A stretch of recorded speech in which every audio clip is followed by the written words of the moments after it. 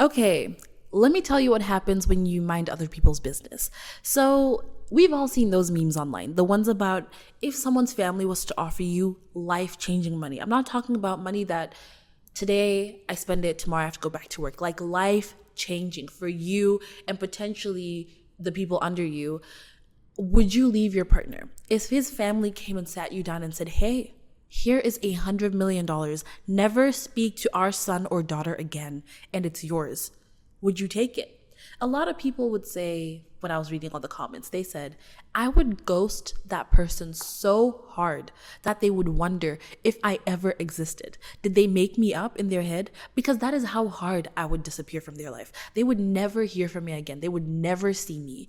And for life-changing money, I see it. If you're not really into the person, hey, do you. But not every story is as exciting as that. Not every family romance issue is as well thought out or as fortunate for the person who's not being ghosted. Today we are going to talk about the unfortunate story of Blanche Monnier, a 25-year-old wealthy girl who was locked in an attic by her mother and her brother for 25 years of her life. Let's get into it. So, the Monnier family were a bourgeoisie family who lived in Poitiers, France. The bourgeoisie class is described as people who are not of aristocratic birth or don't have royal blood, but they are wealthy. They're very, very well off. They're not like the common people. They're like a step above, a very, very, very big step, because the common people lived in like really bad conditions, and these guys lived in wealthy neighborhoods. They had big houses. They held like society balls and stuff. Like they were just a step below the aristocratic. Like they just didn't have the blood, but they had the money. And just to give you an understanding of what kind of class like these people were, how much wealth they had, Andrew Carnegie, a steel magnate from the US, would be considered part of the bourgeoisie class. And Nathan Mayer Rothschild, from that family, I believe, would also be considered part of this class. So they are wealthy, wealthy people. Just they don't have the blood. And at this time in the 19th century, we still had those like class plays going on, like the elitism. I think that's how you say that word. Yep.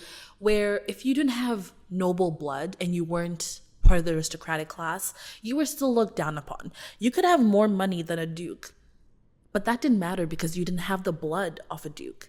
So these guys they're regarded by the commoners as like, great. But the upper echelon, they're not part of that class. Blanche's family was part of this class. So they were wealthy and they were regarded well in their society, in their community. They were from a conservative background, and we've got four notable figures in this story. We're going to talk about her brother, Marcel, who was a lawyer and what I would describe as a weak-ass bitch. And then we have Emile, who's her father, who ran an arts faculty, and he was quite well off. He's not very relevant to the story. He actually passes on a few years after Blanche's captivity. Then we have Louise, Blanche's mother. I would describe her as an angel in the streets, but a devil in the house. Not in the sheets, because it's not that kind of story. But Louise was that matron who was obsessed with how society saw her. She wanted society to regard her family as that family. They were supposed to be put together at all times, regarded highly. She was seen as this generous and kind woman to the point where she actually won awards for her generosity, which, hey, like I said, angel in the streets, but devil in the house. And then we've got Emile Briard, who is Blanche's lover. I'm going to say lover because they actually never got to the point of getting married. And I don't think they even got to the point of engagement, because once Blanche's mother finds out about Emile, that's where things start to go left. So the love story that would unfortunately never come to be starts with Blanche meets this man. He's a lawyer, and unfortunately, he's not a very rich person. Her mother would describe him as a penniless lawyer. He has got brains, but his career prospects are not that bright. So it's not like he's gonna take on this career and become this like well-to-do, highly famous and good lawyer. He's just, okay, you're a lawyer, so what? That's the kind of like way they regarded him. And it's kind of alleged that he was much older than her. Some like articles that I read said he was actually about in his mid 50s, and Blanche was 25. So it's kind of like, hey, over 25-year age gap, none of my business. But hey, they were in love and Blanche was really into him. So she approaches her mother and she says, Mom, I have found the man I want to marry. Mind you, Blanche was regarded as a beauty. She had long brunette hair. Her eyes are described as brilliant. I don't know what brilliant eyes look like, but she had them.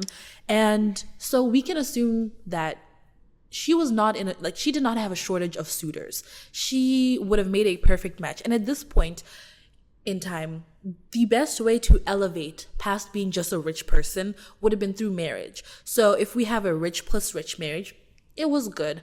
Rich plus rich with status, it was great. Rich plus nobility, that's what every society matron mother is aiming for. But rich plus poor, nobody wants that. No family wants their daughter to be ruined or to cause a scandal by marrying a poor commoner. We don't do that here. Get that broke boy out of this house. That's essentially like the attitude that Blanche's mom had. She did not want to hear about this marriage. So one fateful evening, it is reported that Blanche would leave the house to sneak out to go and meet up with Emile. And when she came back, she tried to sneak in the house and be quiet. But her brother and her mother were waiting for her at the top of the stairs. So she gets into the house thinking, I'm going to be really, really quiet. No one's going to hear me and know what I just did. And then, bam, her mom says, they turn the light on. When you walk in the house, it's dark. Lights goes on and she goes, where are you coming from? And Blanche is like, ugh! And then they take her and they lock her in the attic. So it's said that Blanche's mom was hoping that if she locked her daughter away, it would deter her from this idea, because the fact that she's sneaking off already is kind of like worrying. If you're a society mother this time, the worst thing that could happen is your daughter being caught in a scandal or being what they consider ruined. So if you are engaging in sexual or indecent, guys, at this time, having someone who's not your husband hold your bare hand is probably considered indecent. So if someone saw you or saw you hugging, that is grounds for marriage. And God forbid it's with a penniless lawyer. Blanche's mom was not taking any chances. So she's like, you're going into the attic and I'm going to lock you up. Louise decided that it was better for her to lock her daughter up than risk the possibility of having a scandal within her family. So I think she was hoping that a couple of days in solitary confinement would have her daughter coming back and saying, you know what, Mom, fine. I won't do it again. I'll marry who you want me to marry. And maybe then Louise would go and set up what she deemed an acceptable match for her daughter. But that never happened. Mind you, Blanche was 25 years old at this point. And as a rich girl who is beautiful, people would have wanted to marry her. So her staying up until 25, where she's now bordering what they considered like a spinster or a woman who would be put on the shelf, is because she chose to. I can only assume that she decided that I don't want to be with a man that I don't love. I want to find a man that I love and I'm going to wait until I find it. And she found that with Emile. But unfortunately, that was never to happen because her mother was a she-devil who said, ew, I'll ruin your life for you. Don't do it yourself. So she gets locked in the attic. Blanche is holding out because she's saying, once my mom sees that I'm not coming out of this room, she'll forget about this whole match thing. Louise is holding out saying, once Blanche realizes that I'm not playing games, she'll come out and say, Mommy, I'm not going to do that again. We've got two really strong-willed women butting heads. And her weak-ass brother who helped lock her in the attic and now is doing nothing about it. And you can imagine, the first few days go by. Days turn into weeks. Weeks turn into months. Months turn into 25 years in solitary confinement. They say that the room she was in was pitch black. They had boarded up the windows. No one could, she couldn't see in it. There was no sunlight, nothing coming in. The servants were not allowed to come anywhere near this room. And for this 25 years, they essentially just said, oh, she left the country. Like Blanche, she left the country and she decided that she wants to live abroad or something. That's basically the lie that they gave so that people wouldn't really ask questions. And at this point, people don't really butt into other people's business because you can't exactly be like, so where's your daughter now? because it's kind of seen as rude, at least in the kind of class they were in. People are pretending to have manners and to be classy, and no one wants to be uncouth and ask, "Did you lock your daughter in the attic?" No one wants to do that. So she didn't make noise, like.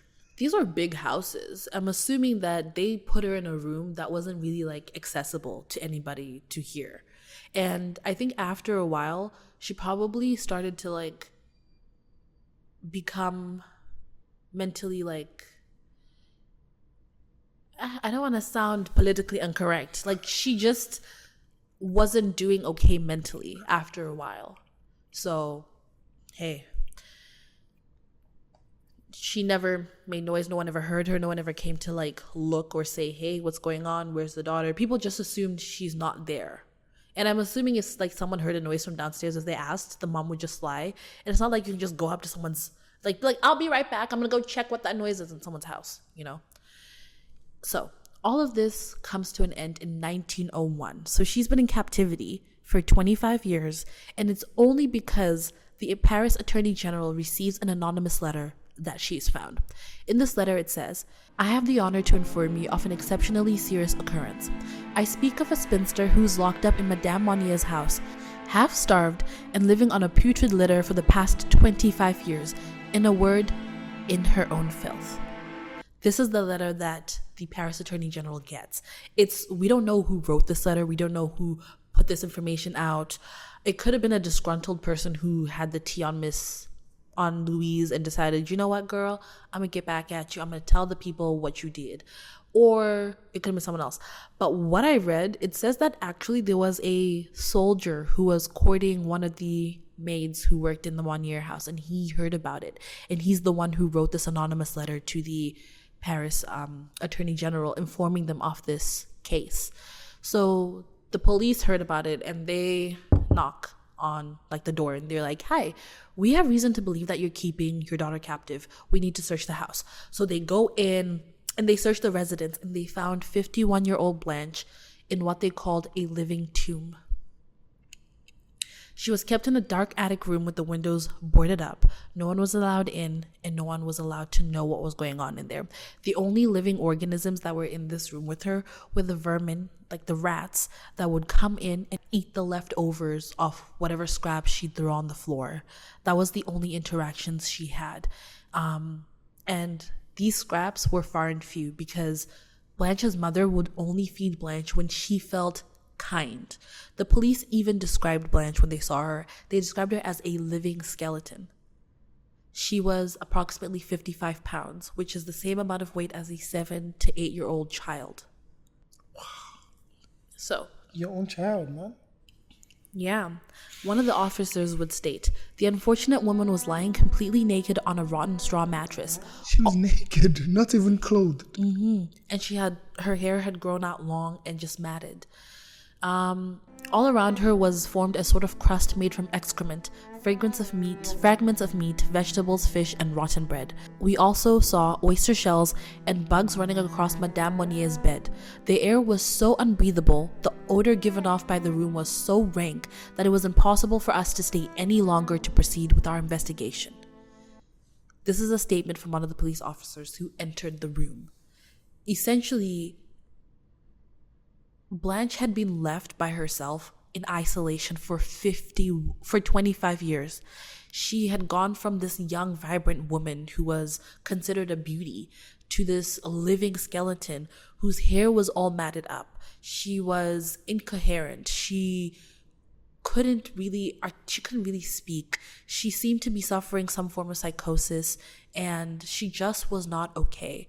And after 25 years of captivity, there was no way for her to do anything or to escape this living hell that her mother and her brother had put her in for 25 years.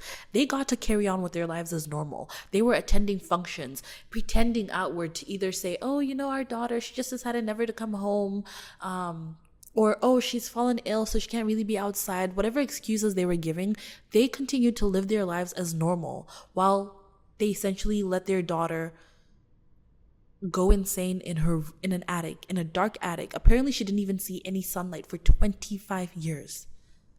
She was isolated for that long. And doing visits or something. I don't think they really went in to visit her or keep her company. And the most unfortunate thing is that her lover, the man she wanted to marry, he never heard from her, and he died unexpectedly 10 years after Blanche's capture, or after she was locked, like 10 years into her captivity. Yeah, so if he was dead, why? That's what I thought. Like, if he's gone, not to say like they should have kept her. Of course, they should have never locked her up. But why keep her in there for 25 years, 15 extra years after the man who she loved, who was part of the whole reason why her mother freaked out in the first place, passed on? They still decided to keep her locked up.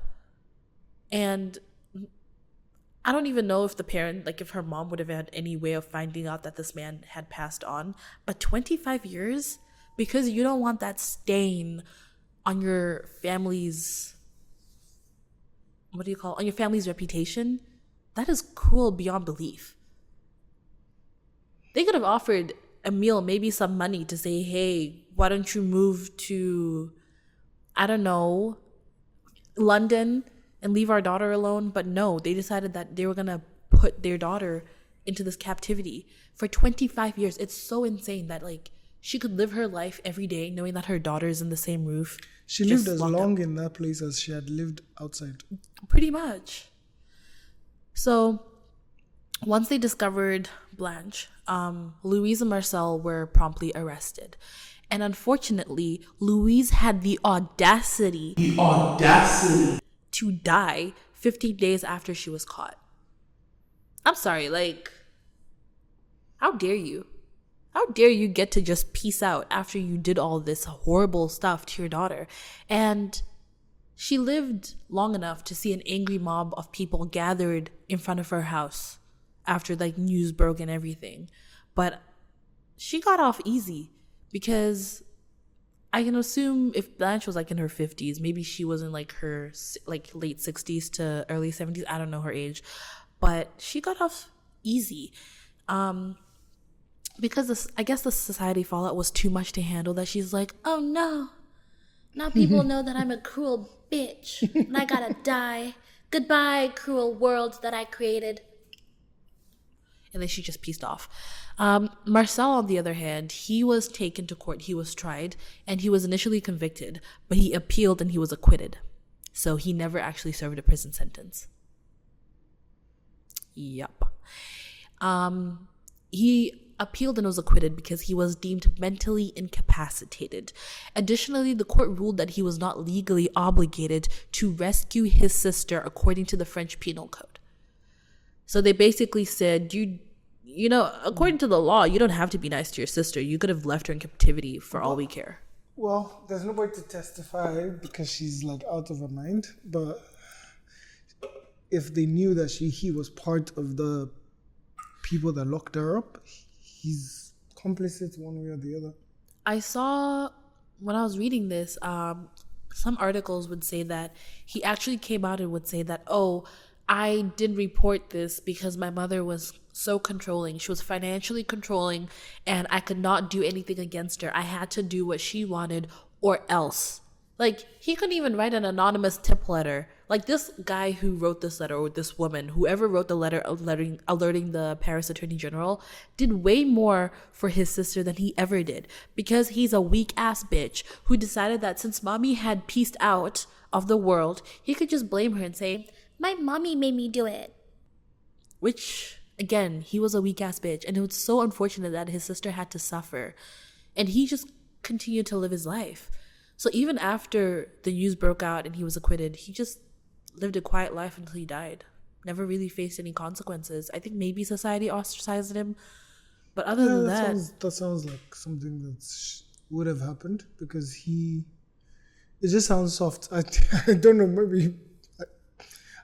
Well, after leaving your sister in an attic room for 25 years, knowing that your sister is in there, and you just did absolutely nothing.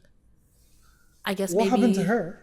Like Blanche? Oh, so once she was found, she continued to suffer mental health issues. She was actually taken to a hospital where Yeah, a psychiatric facility where she would live out the remainder of her life. She is reported to have been diagnosed with various disorders, including anorexia nervosa, schizophrenia, exhibitionism, and coprophilia. What's coprophilia?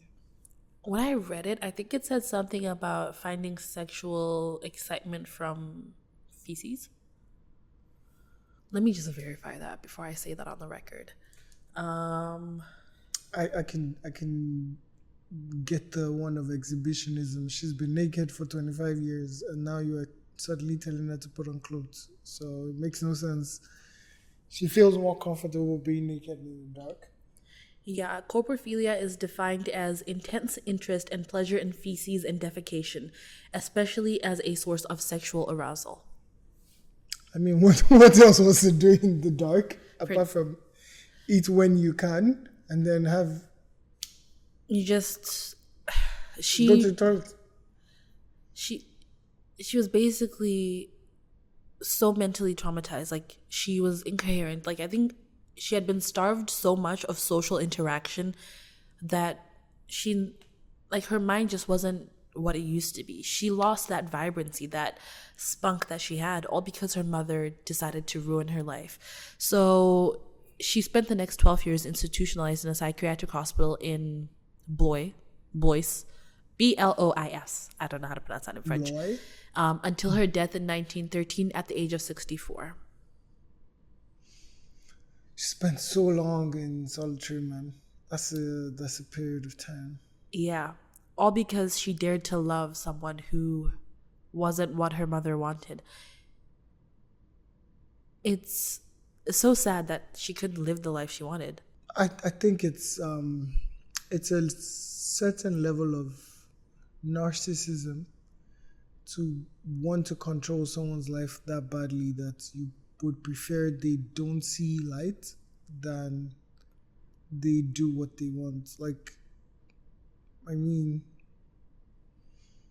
your own child, I know generally they always say nothing is like stronger than a mother's love, but that's like Maybe nothing is stronger than a mother's hatred, because what the hell? Or maybe her love was strong, but it just wasn't love for her daughter. It was love for the how identity. society perceived her.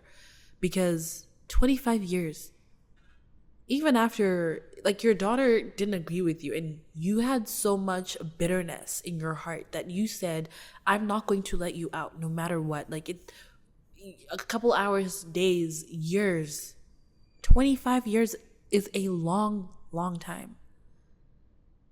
And then to barely feed her too. She was 55 pounds. She weighed the same as an 8-year-old child. She didn't care about Blanche. I think maybe Blanche was a tool that she saw to further her agenda as becoming an elite person in society, to further the vision of her family that she wanted people to see, what she wanted her family to become. Because winning awards for generosity, she's just performing. It was performative generosity at this point, because now we know what kind of monster she was. She did not care enough about her family, just what her family could do for her. And maybe Marcel was correct to a certain extent in his like statements about what his mom did, but he was still a weak ass bitch. Like, even if she's controlling and you feel like you can't be the one to outright speak against her, you could have just written an anonymous letter, said, oh, it's probably like one of the staff who reported this issue. And yeah, but then there's also, I think it's also like, because the times we're talking about is like times of misogyny where like men were more powerful than, you know or seen as more powerful than. So he definitely must have been like fully party to keep her there for as long as she's not going to. There had to be, he had to be as involved as his mother. I don't really agree with the fact that he's saying that she was financially controlling. Yeah, because he seemed, I think, except if it's, the sons that just lick their mothers. Like a mama's boy. Yeah. Because you know what? Okay, I read a lot of historical fiction. Like, I inhale those books. And at this time, men used to control everything. So, like, if the father died, then Marcel would have been the one who inherits everything. And there's a lot of stories about women, like, being like, oh, will my son let me stay here? Or, you know, our future is dependent on our son. So, if his father passed, the assumption would be that Marcel would have been the one to inherit the estate and all the wealth that came with it. So then his mother couldn't have been financially controlling if he was the heir to the money. Women didn't have a lot of freedom, and I'm only assuming that then Marcel would have been the one controlling all the money, and his mother, no, unless, like you said, he's a mama's boy. Yeah, because I know, like, I'm just saying from like Bridgerton and all that, the women used to do the administrative affairs of everything.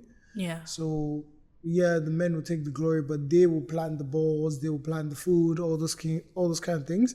So they were more in control with like how the house was run.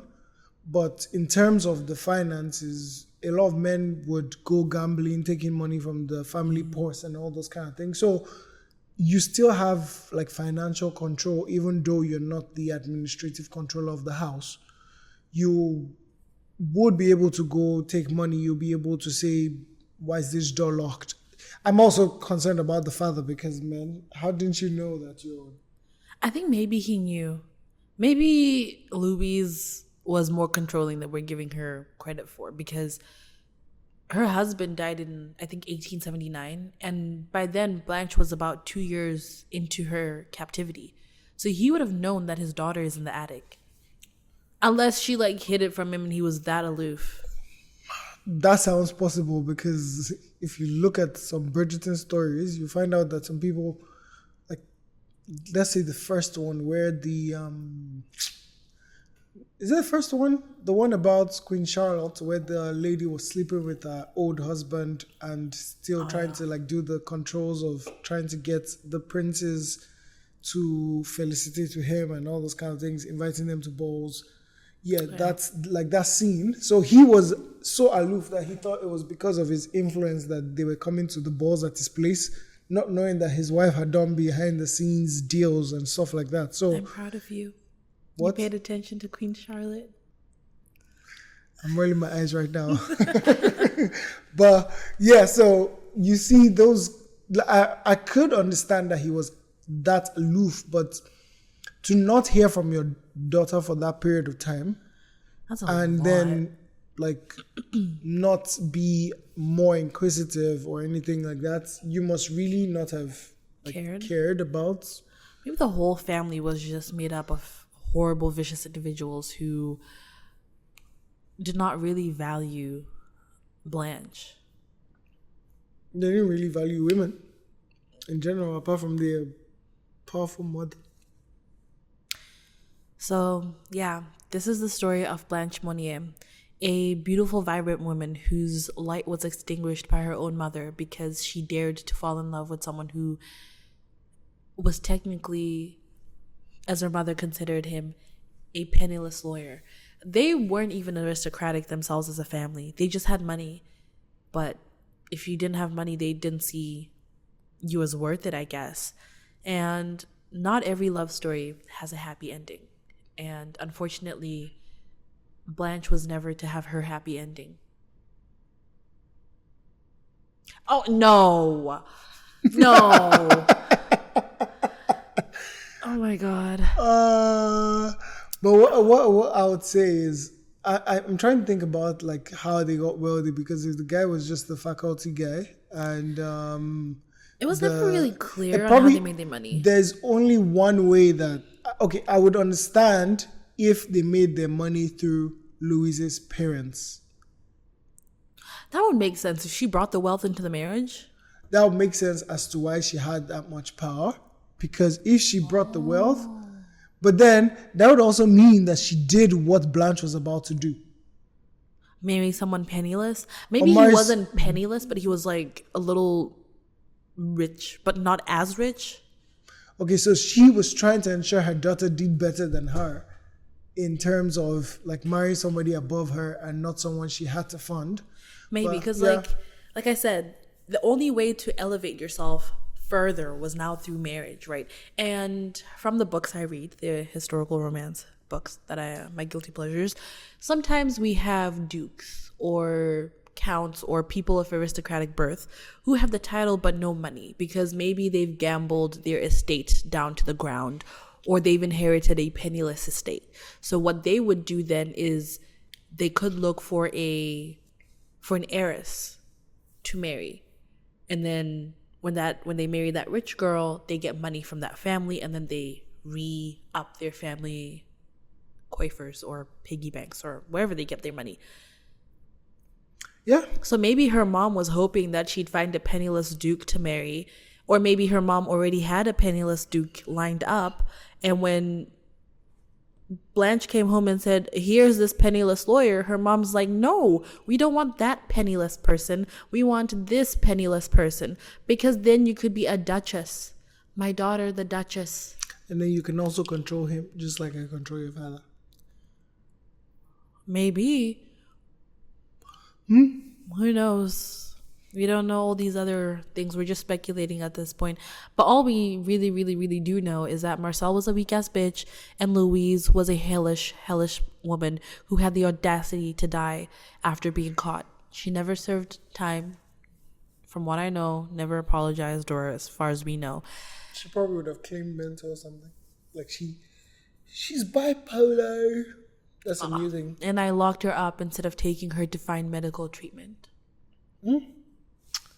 Because even if she had mental issues, there was no reason to keep her in such an emaciated state. Oh no, I was going to say that Louise herself. I did it when I was in a different state. And now, okay, then when you came down from your state, why didn't you go and free your daughter? For 25 years. For 25 years, I forgot that my daughter was up there, and the servants snuck food in to feed her whenever they could. It's just really sad the lengths that some people will go to keep up a public image. So yeah, this is the story of Blanche, the unfortunate story. See you next week. Yeah, you'll see me next week.